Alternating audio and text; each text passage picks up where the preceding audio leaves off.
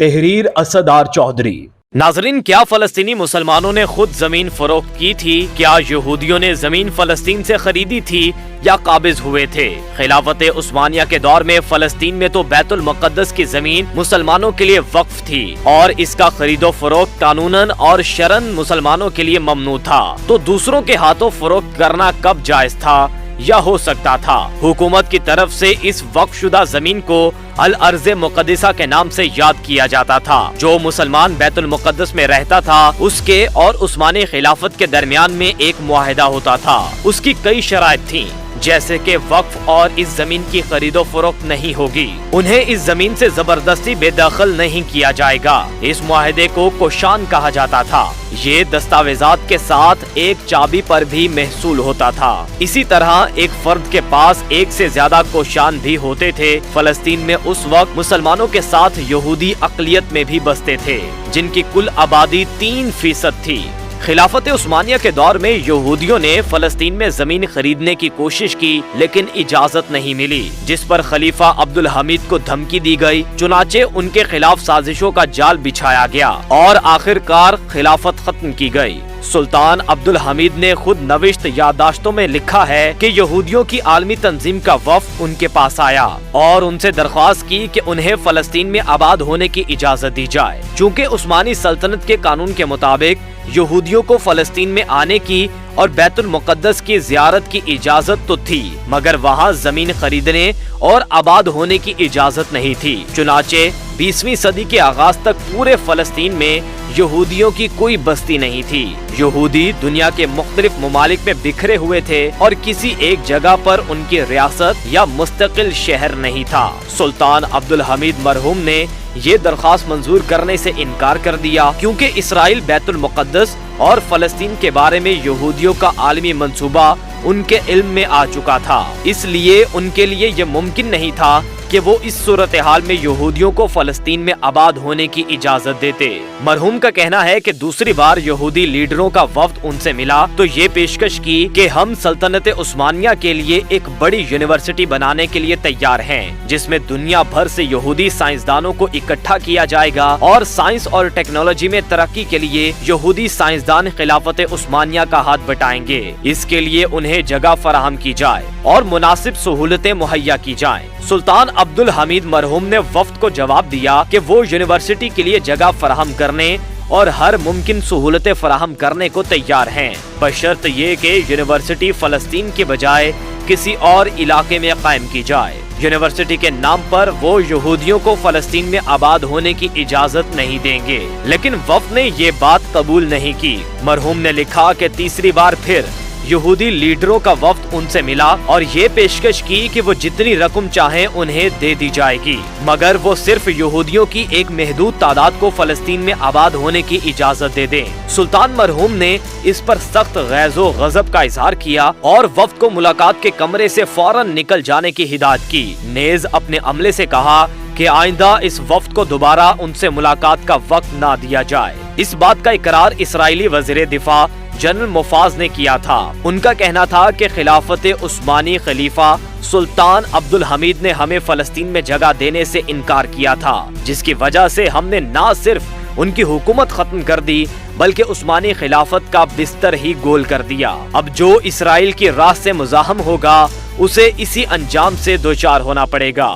خلافت عثمانیہ کے سقوط کے بعد برطانیہ جب قابض ہوا تو انگریز نے قابض کے بجائے لفظ انتداب مینڈیٹ کا اصطلاح استعمال کیا اور یہ باور کرایا کہ گویا عثمانی قابض تھے، ہم برطانیہ آزادی دلوانے آئے ہیں۔ عثمانی انتظامیہ فلسطین سے نکلتے وقت کوشان کے دستاویزات جو ان کے مالکان تھے ان کے حوالے کیے، اور جو مالکان جلد بازی یا مسائل کی وجہ سے نہیں مل سکے ان کے دستاویزات عراقی شاہ فیصل کے حوالے کر دیے گئے تھے، جو بعد ازاں شاہ فیصل نے اردن کے موجودہ بادشاہ کے دادا عبداللہ اول کے حوالے کر دیے تھے۔ برطانوی قبضے کے بعد برطانیہ نے دنیا بھر سے یہودیوں کو فلسطین میں اکٹھا کرنا شروع کیا اور زمینیں ان کے حوالے کرنی شروع کر دی۔ ظاہر ہے جب مسلمانوں کی حکومت نہیں رہی، ریاست نہیں رہی، تو برطانوی حکومت کوئی بھی جھوٹ گھڑ لے، کیا فرق پڑتا ہے؟ کہا جاتا ہے کہ اردن کے شاہ عبداللہ اول نے کوشان کے دستاویزات برطانیہ کو بیچے تھے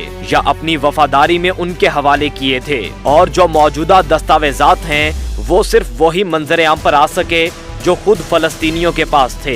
1924 سے لے کر 1948 تک برطانیہ یہودیوں کو فلسطین میں جمع کرتا رہا اور نکلنے سے پہلے اسرائیل مملکت کا قیام اور اعلان کر کے نکلا، جبکہ فلسطینیوں کے پاس کوئی سلطنت تھی، نہ ریاست، نہ حکومت، نہ فوج، نہ عدلیہ، بس دنیا میں ایک نام تھا کہ فلسطین ایک ملک ہے۔ اور اگر کسی کو اپنی زمین حاصل کرنے کے لیے انصاف کی ضرورت تھی تو تب بھی ان کے سامنے صرف اسرائیلی عدالتیں افریت بن کر کھڑی تھیں۔ ایسی صورت میں اپنی زمینیں بیچنے والا بیانیہ اور عثمانی کوشان دستاویزات کے بجائے برطانوی دستاویزات کو مصدر موثوق سمجھ کر فیصلہ کرنا کہ فلسطینیوں نے اپنی زمین خود بیچی، سوائے اسرائیلی اور برطانوی استعماری بیانیے کے سوا کچھ نہیں۔ جو لوگ اس قسم کی باتیں کرتے ہیں تو انہیں عثمانی کوشان دستاویزات پر بات کرنا چاہیے۔ ظاہر ہے اسرائیلی اور برطانوی دستاویزات قابل قبول کب ہیں؟ جو لوگ اس قسم کی باتیں کرتے ہیں تو انہیں عثمانی کوشان دستاویزات پر بات کرنا چاہیے۔ ظاہر ہے اسرائیلی اور برطانوی دستاویزات قابل قبول کب ہیں؟ جو فلسطینی اپنے زمین کی خاطر